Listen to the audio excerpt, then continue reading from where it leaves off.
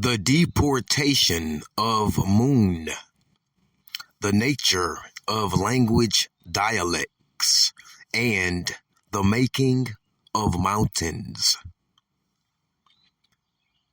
Brothers and sisters, I am very happy when I see you sitting in the temple like vessels that are empty around a fountain and need to be filled. I have the water. All I have been looking for is vessels to pour it in. The time that we are living in is the time of the removal of the old world and the bringing in of a new one.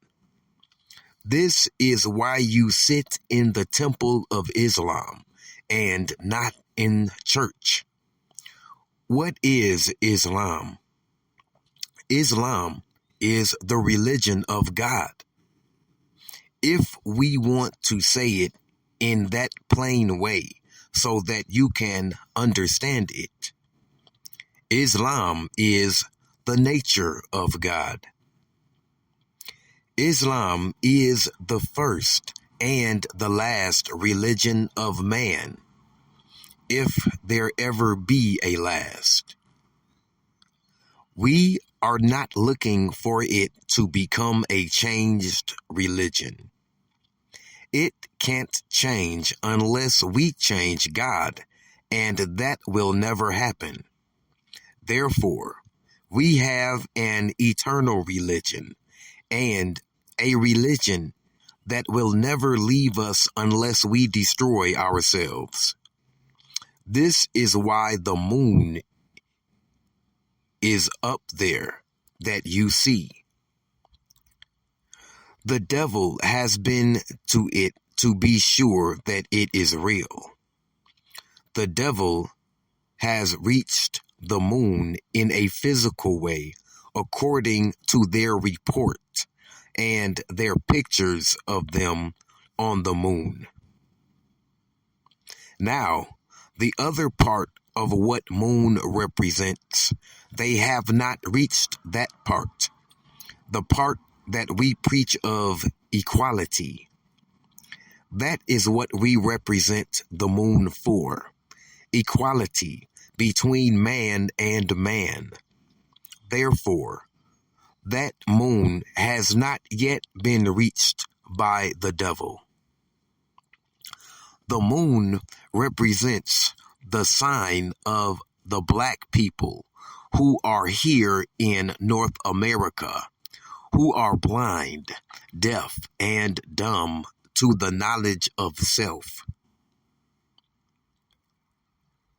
But we were once in the knowledge of self. The quarters of the moon represent stages in our rise into the knowledge of self. There was a wise Muslim god who wanted to make and change all of the people into one, even the language, dialect, that they spoke. He didn't want a dialect. He wanted everyone to speak the same. So Allah taught me. Who is better knowing than Allah? He said that once upon a time, there lived a God on this planet who wanted all of the people, regardless to what part of the planet they lived on, to speak the same dialect. He couldn't do that. Today, we understand why he couldn't. Because of the change of atmosphere in certain parts of the earth.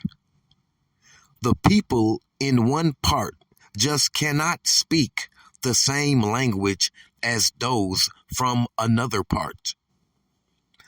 Due to the changing of the atmosphere, temperature, and the ever moving about of the people from place to place, They acquire a different dialect in their talk or language.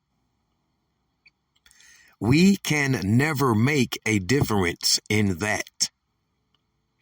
When you get up here in the north for a while, your dialect begins to change. That is due to the change of the atmosphere you moved into. It is not the same. Since our lives depend upon the life, breath, breathing we are taking in and out, there is nothing that can possibly make a change but the atmosphere that we breathe. So this man, before we had the deportation of the moon, wanted everybody to speak the same dialect. He got angry because he could not make them do it. So Allah taught me, in the person of Master Fard Muhammad. This man said, "Well, I think I am going to destroy us all." That shows you how powerful a God is.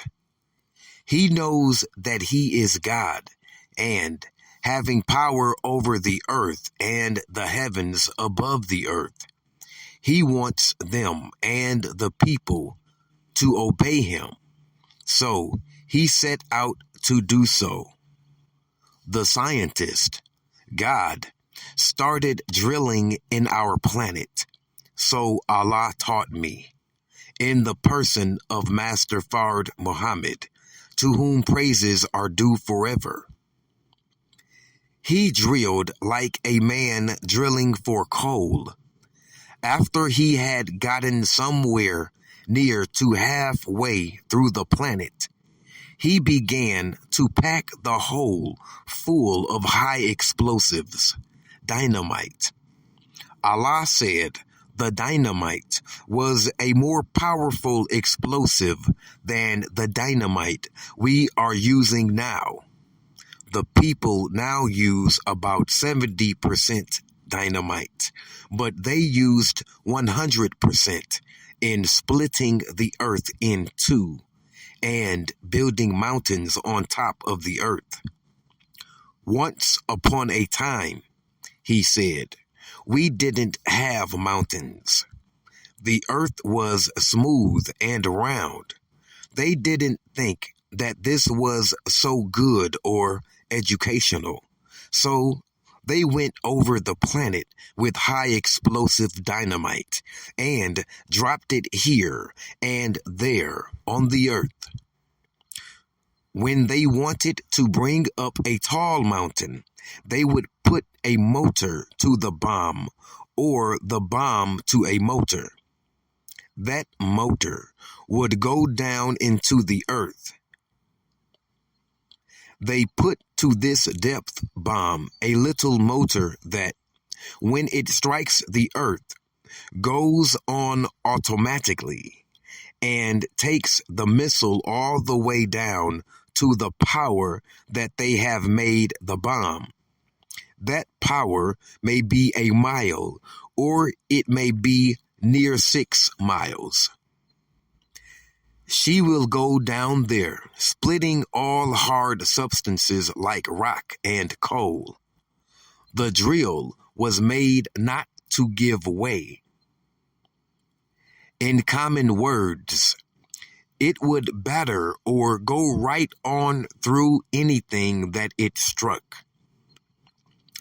It went like an air drill, like they use out on the streets to crack up concrete.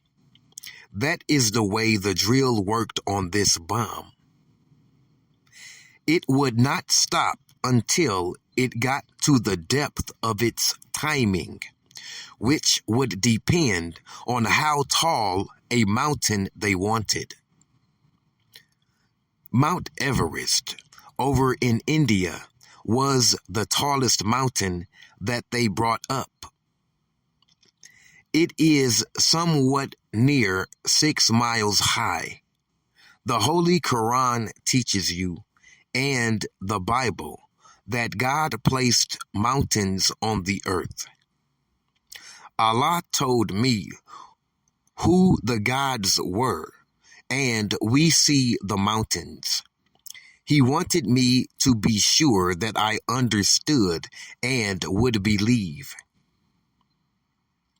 He said, "Now, brother, if you take a little firecracker, build a mound of dirt over it, leave the fuse out and light it, you will throw up another little mound of dirt with that firecracker." This is the way they put up the mountains on the earth.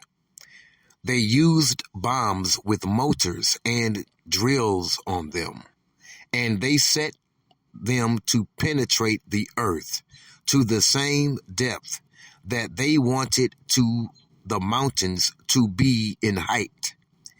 If it was a mile high, they dropped the bomb timed by the motor to which it is attached to go into the earth for 1 mile before it would explode. In these bombs, she said, they had 100% dynamite, while American scientists use 70% dynamite. 100% dynamite will be put in the bombs that they use here, but they are not to bring up a mountain over 1 mile high. That is the kind of mountains that will follow the wake of their bombing of America. Some mountains will be destroyed, probably that are already here. They are going to be new mountains. Each bomb will kill the population for 50 square miles around its point of detonation. Brother and sister, don't be in the way of that bomb. The bomb hits the earth and goes into the earth a mile. Then, when it explodes, it sends up a mountain a mile high. I don't think you are such a runner that you can run out of the way of a bomb that can bring up earth from a depth of 1 mile. The concussion from that explosion will spread out in the atmosphere. If you are a mile or 2 up in the air, you are subject to be destroyed. So, I say to you, as the Bible and Holy Quran teaches us, He is all wise, referring to the God. He is the best knower, and He doesn't have to build up anything to bring about His will. He just wills that these things take place, and there it is. They have prepared these bombs in reality to let you know that 66 trillion years ago, they did make mountains and they did part the earth. Therefore, you won't have any such thought that God cannot do this and He cannot do that. You must know today, I will show you a little proof. He came and taught us what the moon was and how it came about. Then He let the devil go up there and test it to see if the matter of the moon corresponds with the matter of the earth. The devil found this to be true because he brought back rocks from the moon that he tested with the rocks of the earth. The only difference found in them was that the earth rocks are nourished with water. These rocks on the moon don't have any water now, but They used to have the same as the earth. He only wants to prove to us and the enemy that he created heaven and the earth, and he knows what is in them.